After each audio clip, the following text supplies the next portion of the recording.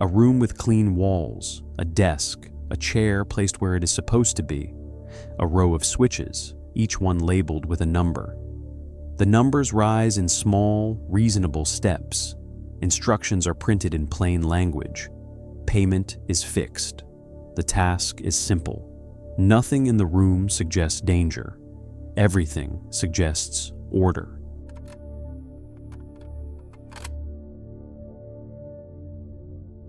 The period is the early 1960s.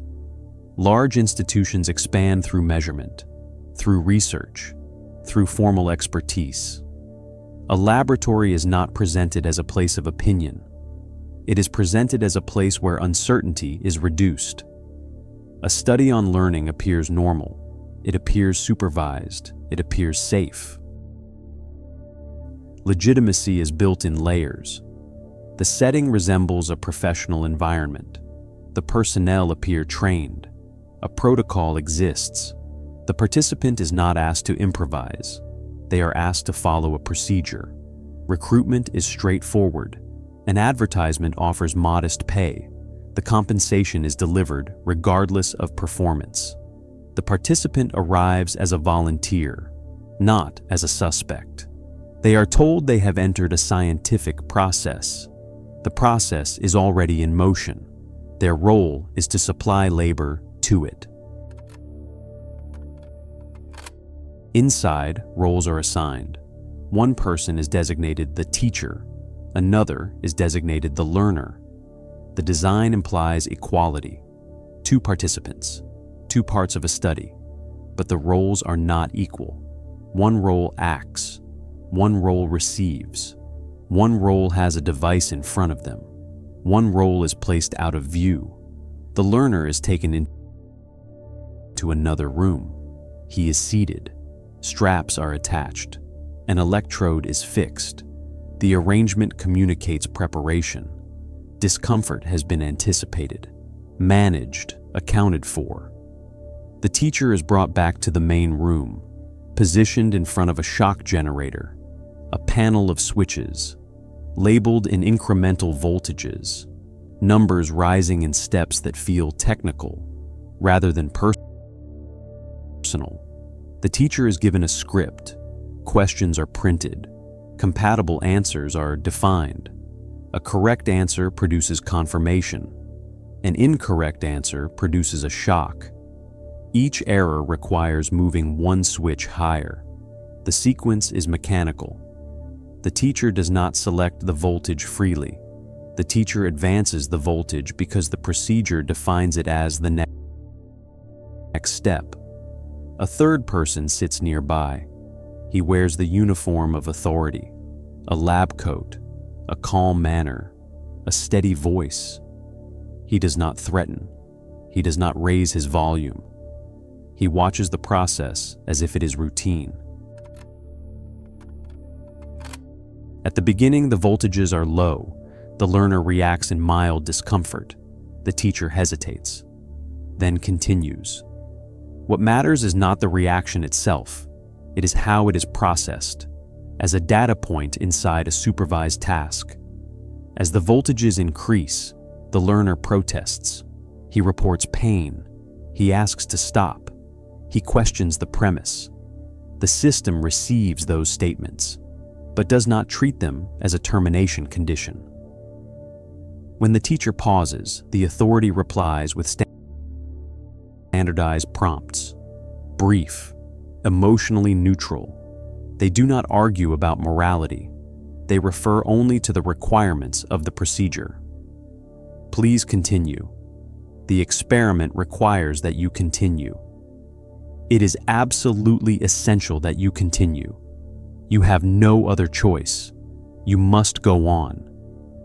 These phrases function as control inputs. They narrow options without removing choice. They replace deliberation with a directive. They relocate responsibility. The teacher is no longer deciding what should happen. The teacher is deciding whether to comply with an established process. Resistance, when it occurs, is incremental.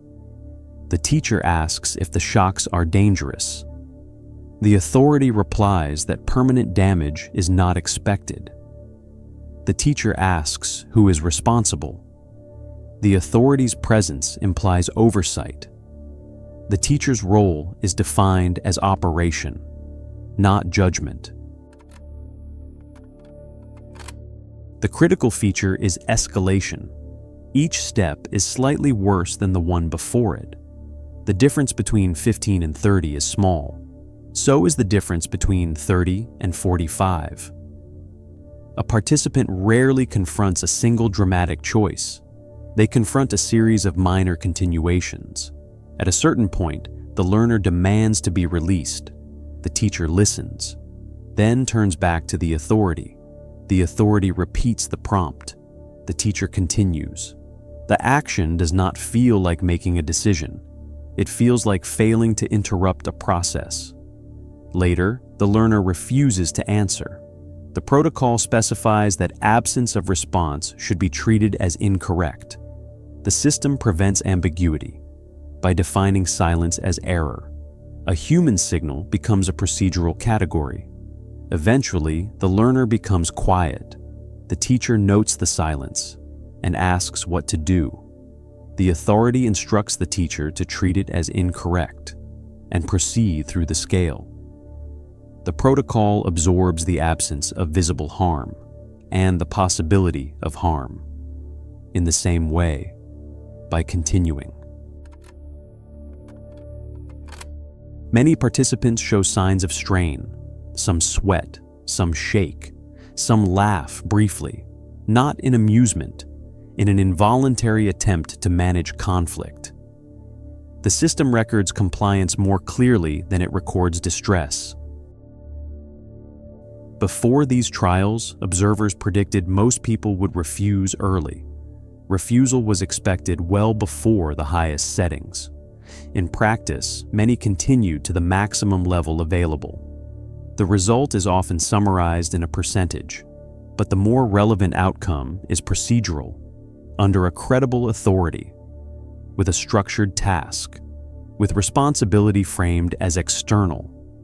Ordinary people perform harmful actions with persistence, not with enthusiasm, with compliance. From an institutional standpoint, the data are actionable. Variables can be adjusted, conditions can be replicated, human behavior can be treated as an element in an engineered environment. The experiment does not require a particular kind of person. It requires a particular arrangement. Variations reveal predictable sensitivities. When authority is physically present, compliance increases. When authority is distant, compliance decreases. When the learner is farther away, compliance increases. When the learner is closer, compliance decreases, but does not disappear. The system behaves like a system. Change the distance, change the output. Afterward, participants are informed that the learner has not been harmed. Some express relief, some express anger, some report ongoing discomfort at realizing what they were willing to do. The event does not end when the equipment is turned off. For some individuals, the procedure continues internally, as a recalculation of identity.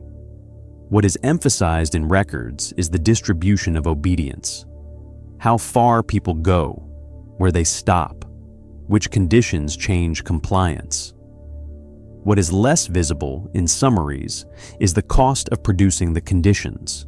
Institutional response is mixed, defended as necessary, criticized for deception, for distress imposed. Reviews and investigations follow.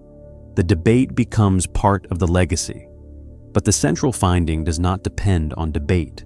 It depends on repeatable procedure. If this is approached as a story about individual character, it collapses into reassurance that certain people are safe and others are not.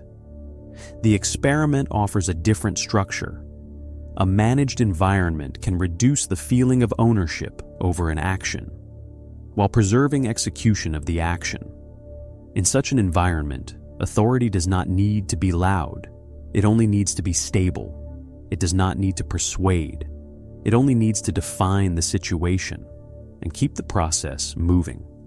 The participant becomes an instrument, able to feel conflict, without converting it into refusal. Obedience is not presented here as a personality trait. It emerges as a design outcome, roles assigned, language standardized, responsibility displaced, escalation normalized, stopping made socially and procedurally difficult. A system can produce harm without requiring intent. It only requires continuity. The uncomfortable detail is not that people comply. It is that compliance can be manufactured with ordinary materials, a credible setting, a set of forms, a set of labels, a calm voice that claims ownership of the decision. A person can be turned into a function without being told they are being used.